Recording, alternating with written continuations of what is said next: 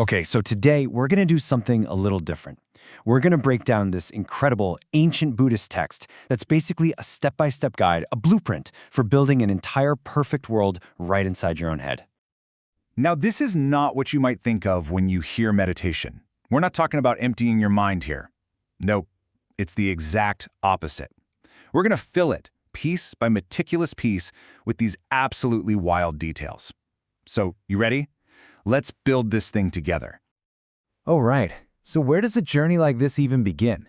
Well, the text we're looking at, which is called the Fifth Contemplation, tells us to start with something super basic, super fundamental: water. And believe me, this isn't just a random choice. This water, it's going to be the foundation for everything, and I mean everything that comes next. And that's it. That's the first command. Seriously, no crazy theory. You don't have to sit in a special way. It's just one simple instruction: imagine water. I love that, right? It's so accessible. Anyone could do that, right here, right now. This is our front door into this incredibly complex and beautiful world we're about to build. Okay, so we've got our water, but you need somewhere to put it, right? So the next phase is all about construction. We're going to build the containers for this water, and let me tell you, these are not your backyard swimming pools. We are talking about some seriously grand-scale architecture. And the very first spec we get is a number: 8. The text is super clear. You are to visualize exactly 8 pools of water. This isn't just, think of some pools. It's a precise blueprint for what's called the land of ultimate bliss.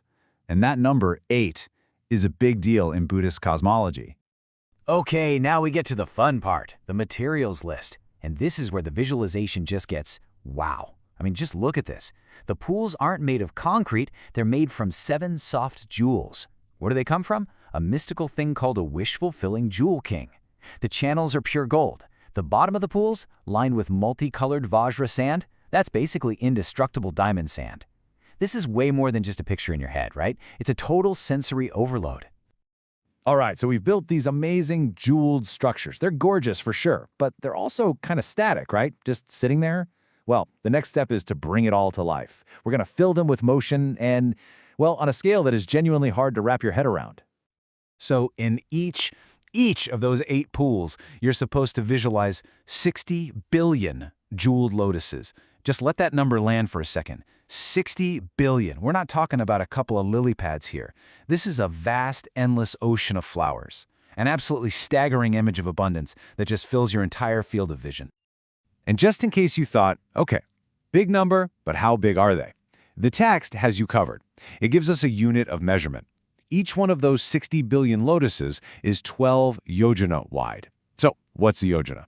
It's an ancient unit. Think of it as several miles long. So, we're talking about visualizing flowers that could be 100 miles wide. 100 miles. This isn't just a paradise anymore. It's like a whole universe inside a single flower. Now, this is where things get really dynamic. There's this special water called mani water flowing between these massive flowers. But get this, it doesn't just flow like normal water. The text says it streams up and down the trees nearby. It's totally defying gravity. And that one little detail just changes everything, doesn't it? It takes it from a pretty picture to a genuinely magical living world.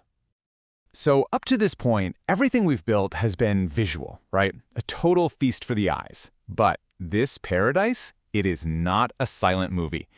The next layer of this whole thing brings in our sense of hearing, because the sounds of this place, they're not just noise. They're designed to teach you something profound. So what are these sounds? Well, take a look. That magical water we just talked about, it's not just a babbling brook. Its sound is literally a sermon. It's constantly teaching the core truths of suffering, emptiness, and impermanence. And at the exact same time, you've got these birds singing, and they're praising the Buddha, the teachings, and the community. So you're hearing this incredible symphony of fundamental reality on one hand and pure devotion on the other.